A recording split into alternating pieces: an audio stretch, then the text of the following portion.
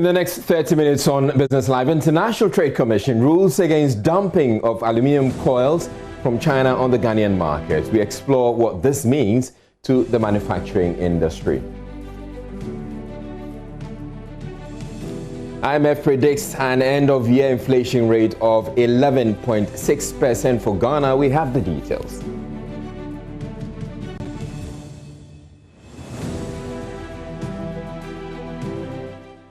A survey by the Private Enterprise Federation shows that 69% of small businesses operating in urban centers are unaware of laws guiding taxation of businesses. I'm Israel. The details comes up in a bit.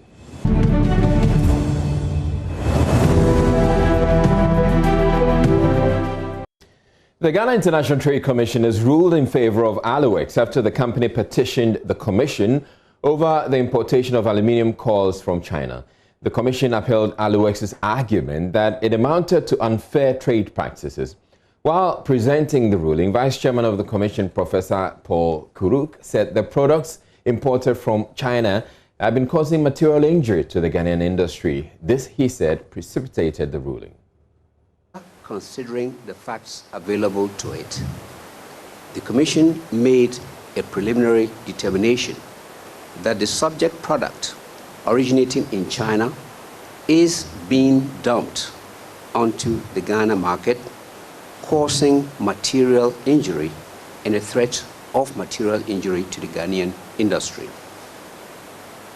Subsequently, based on the details as contained in the Commission's preliminary report, responses to the questionnaires, a hearing conducted on January 9, 2020, and other information on file, the Commission made a final determination that the subject product originating in or imported from China was being dumped onto the Ghanaian domestic market, causing material injury and a threat of material injury to the Ghanaian industry.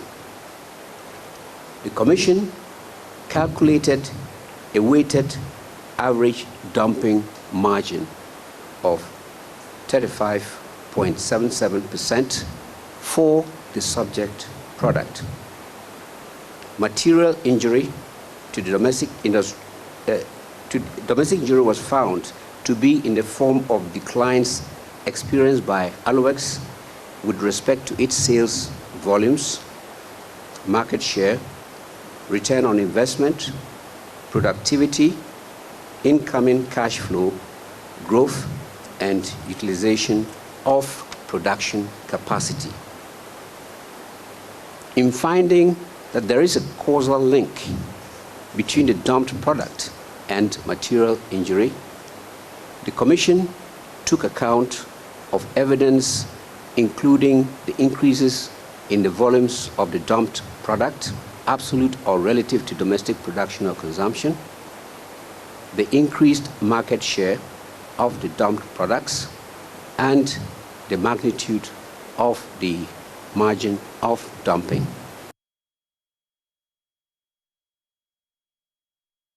Well, the Executive Secretary of the Commission, Frank Ejikum, tells Joy Business the ruling seeks to provide a level playing field for investors who seek to enter the Ghanaian industrial sector. Very important landmark in the industrial development of this country, in fact of all developing countries. We all know that the bane of our development is that most times it's been said, and it's a truism, that industries in countries like ours are unable to thrive. And you set up an industry, and as it's growing, very soon they break down. When they break down, it means that people lose employment, profits are lost, and the government is not able to get the taxes for development as it needs, and so development is retarded.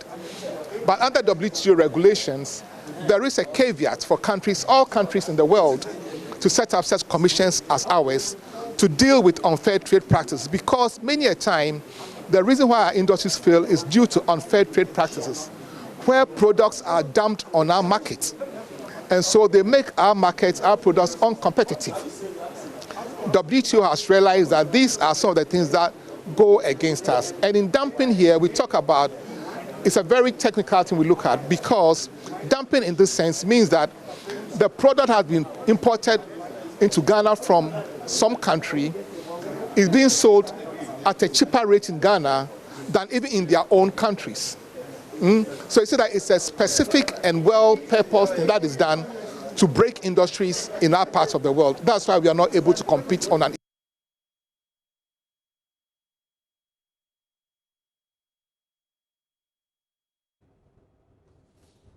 We're joined by the Managing Director of Alux Ghana Limited, Kwesi Oku, with more. Thank you very much for making time to speak with us. Now, this must come as a really significant victory to you. But how does your company, or how is your company interpreting all of this?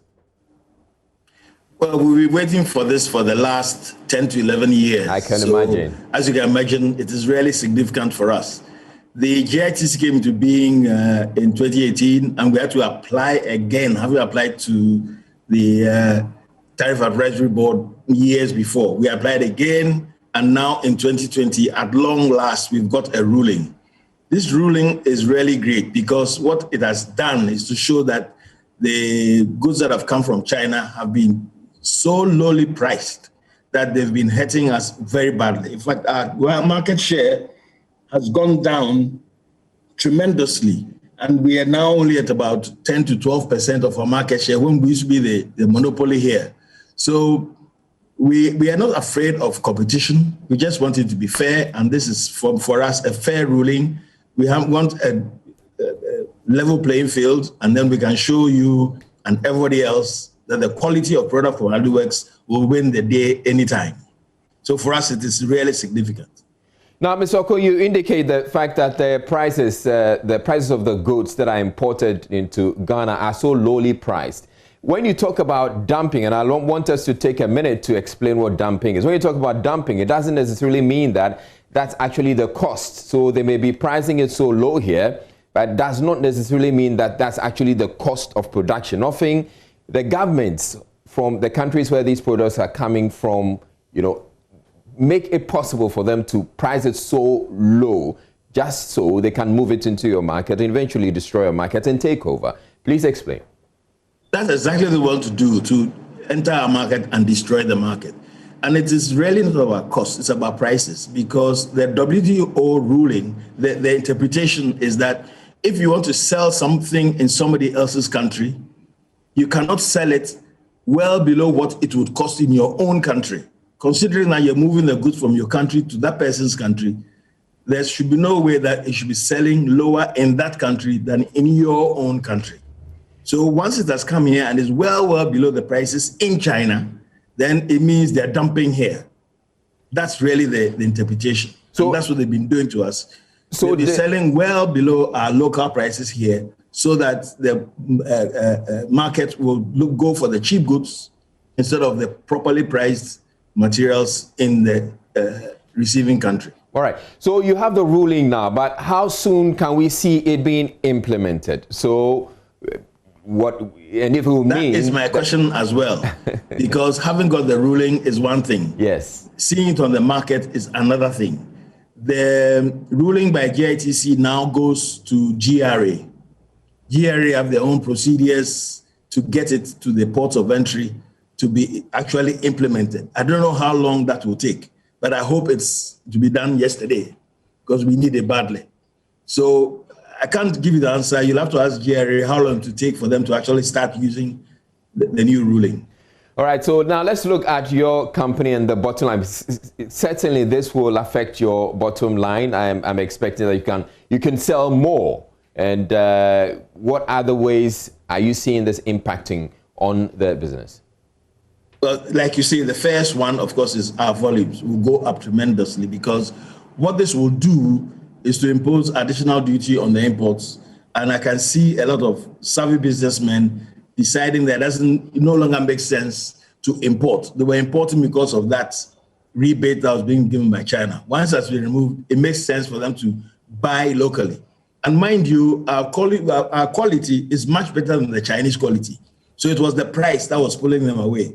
Now that has been reversed, we will get a huge, well, sooner or later, when they've run out of their stocks that they've already imported, they will come back to us for the tonnage that they need. We're now doing something like 4,000 tons per annum, having come down from something like 12,000 tons per annum when we're not trying. So this is really terrible. And this ruling will mean we'll go back to the 10s and 12,000 per annum very soon. However, it's not going to be a smooth journey. When you have a car and you don't maintain it very well for various reasons, you don't immediately start trying to go 100 mph. It will crash on you. So we are going to have to go through slowly and catch up back to our 12,000 and 14,000. So that's the strategy we are working on now to put the plans in place to come back to where we ought to be. All right, but have you also addressed your mind to the fact that now that we're going to have probably some more tariffs imposed on the Chinese or the products that are coming in from China, it's going to raise or increase the price, but then it also opens an avenue for other competitors who initially, because of the Chinese, were not coming in, to now want to come in and compete with you? That is a very valid point, because this ruling is against dumping by China. WTO deals country to country. So some other country may try to take advantage of the vacuum that has been created. However, because there are rulings in WTO that prohibits jumping on the bandwagon like that, once we complain, the process will be much faster than before, and every country that tries it will fall into the difficulties with WTO because they're doing it with their eyes open.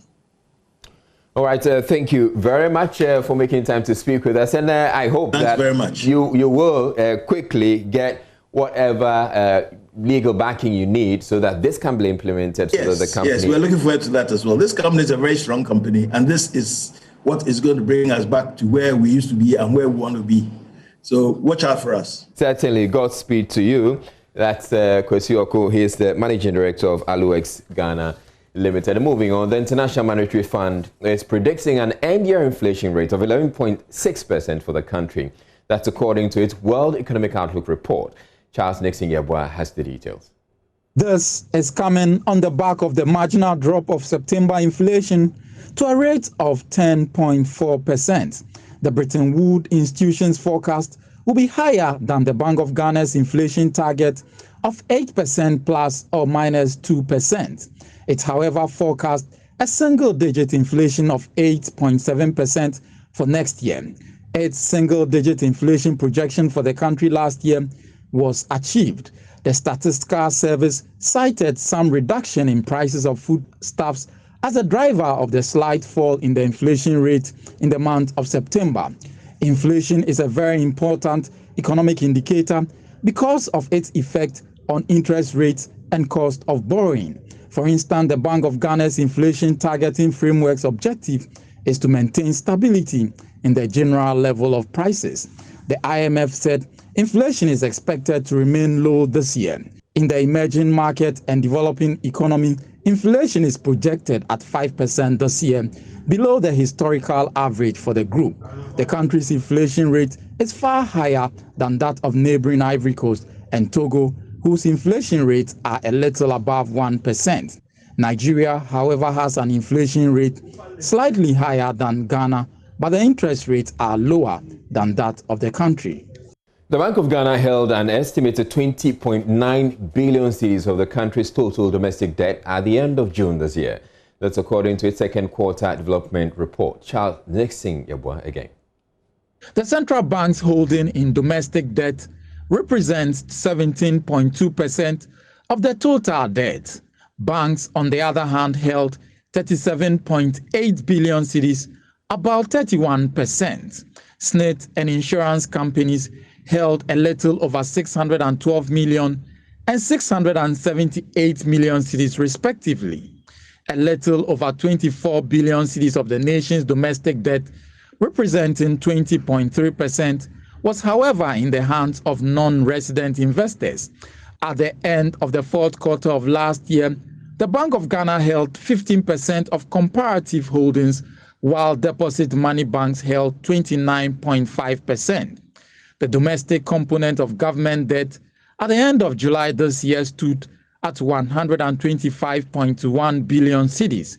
This is approximately 32.5% of gross domestic product. Government will add a new debt of 2.5 billion cedis to its existing loan when it borrows 22.1 billion cedis in the last quarter of this year. Large chunk of the borrowings will come from the domestic market.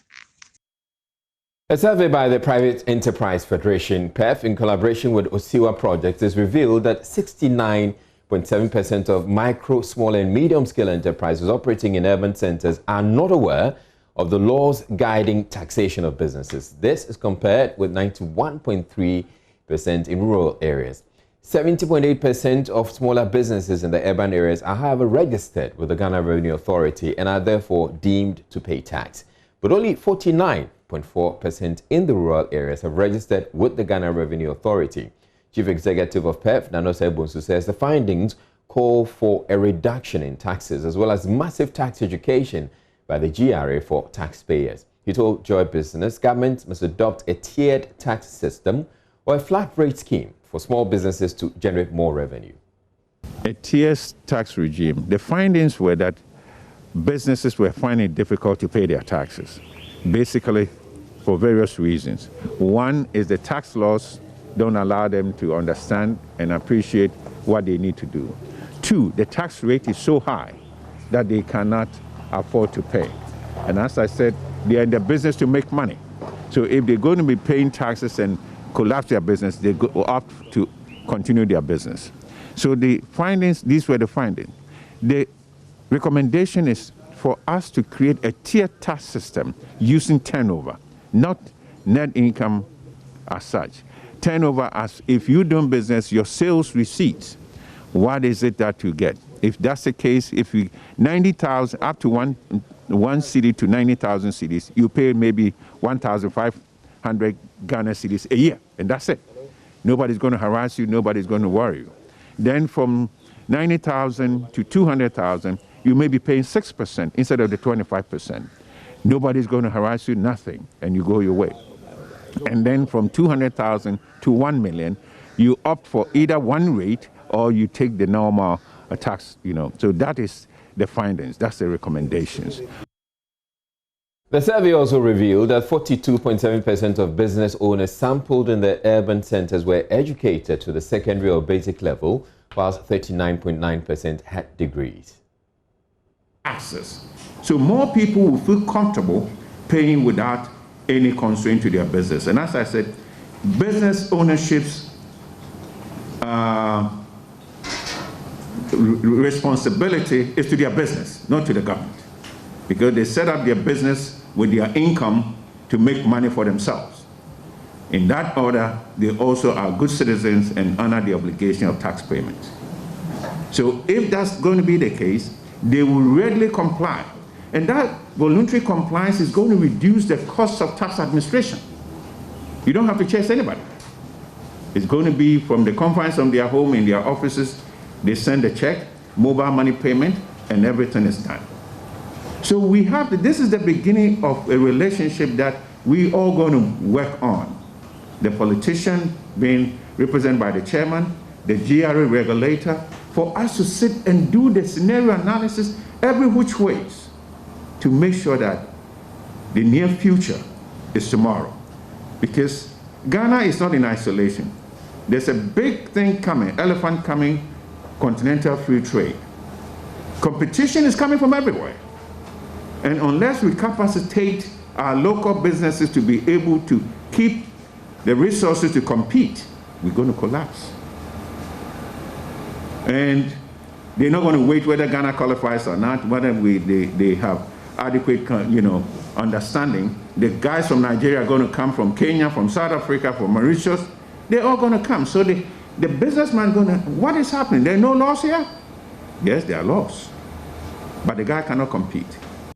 The National Insurance Commission has commenced the training of some 250 National Service personnel posted to the Urban Traffic Management Unit of the Motor Traffic and Transport Department, MTTD, of the Ghana Police Service.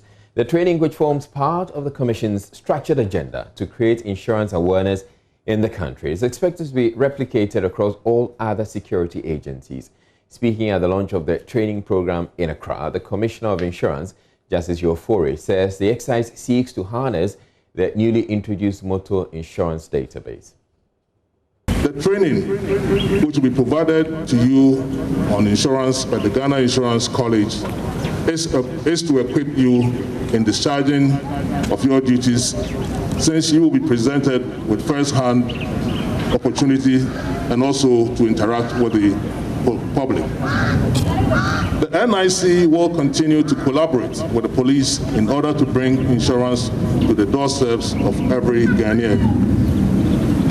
Mr. Chairman, it is worthy to note that today's launch marks the commencement of a series of insurance training programs outlined and targeted at the security agencies, i.e. the police, the military, prisons, fire service, immigration, and other allied agencies. This has the overall objective of deepening financial literacy as well as expanding the financial inclusion nets. I am delighted about the prospects of this launch, as it could not have come at a better time, as it coincides with the novelty motor insurance database. This training is expected to equip you in insurance in general. I will therefore entreat you all to take the training seriously, as some of you at the end of the service have the desire to develop a career in insurance, which also has abundant opportunities. Meanwhile, the director of the Ghana Insurance College, Richard Autry, disclosed that the college has so far trained about 4,000 youth. In 2018, the college was tasked by the NIC, that's the National Insurance Commission, to train about 10,000 agents nationwide. So far, almost 4,000 individuals have been trained and distributed to the various insurance companies. The primary aim of embarking on such a training exercise is to increase insurance penetration, create jobs and opportunities, as well as deepen insurance education in Ghana.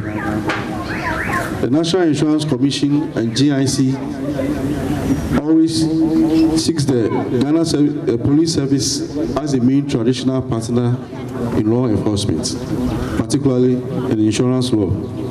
It is therefore essential to extend the training to the police personnel in the country, including new National Service Secretariats. At the end of the program, successful candidates will be awarded certificates in agency practice.